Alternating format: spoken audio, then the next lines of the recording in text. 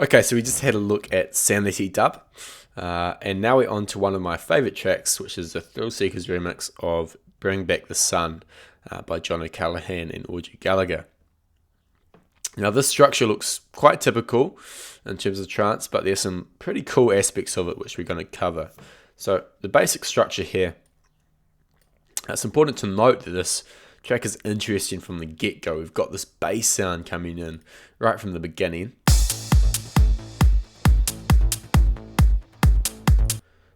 With some interesting percussion being introduced as it progresses.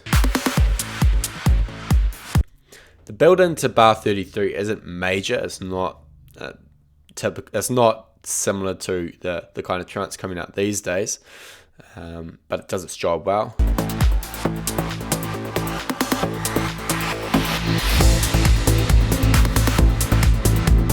Now straight away at bar 33, you hear this motif, that dun dun dun, coming at that point, and that can be heard throughout the whole track almost.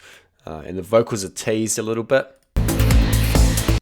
You know, these sort of whispers and chops. And then the vocals are introduced 16 bars after that.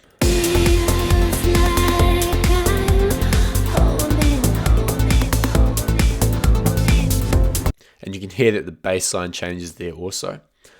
What's interesting about this though is that we've got this little tag section which breaks up the very long verse section. You can see that the verses as a whole go all the way to bar 105, which is actually quite long. It's over 3 minutes. So we've got this little 8-bar section here where the vocals are pulled out, and we have this interesting little piano part coming in.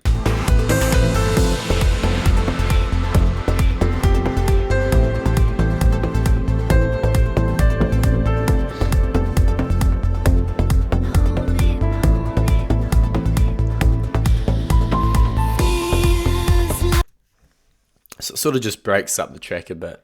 And following that, you know, these two 16-bar sections are actually quite low in energy, but it does gradually build into the bridge.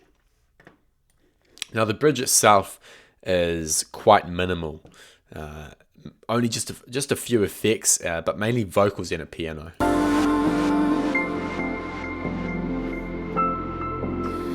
Bring back the sun. So it pretty much does that the whole time. And then we've got this little pre-chorus thing where the main idea is introduced, but it's just the rhythm and the root chord of the main idea. It's not that interesting.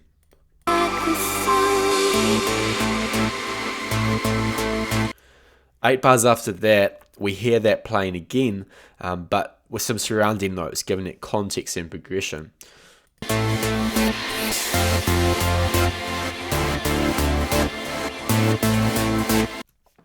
Now, unlike Sanity Dub, the melody doesn't disappear before the climax, but it actually leads nicely into it.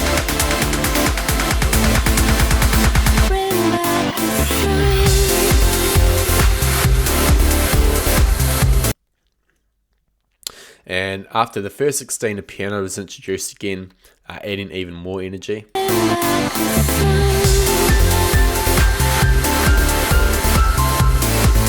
And in this case, I felt, you know, this is completely subjective, but I felt like the energy actually increased after the first 16. That's not an objective thing at all. You can debate that. You might feel that it's different, but that's what I've done. Now, the use of tension in this track is pretty straightforward. Removal of elements is very common, such as the vocal over here, and removing a few elements into this build-up. Also, subtle effects, subtle pads in the breakdown, and also the percussion adds a bit of tension as well. These little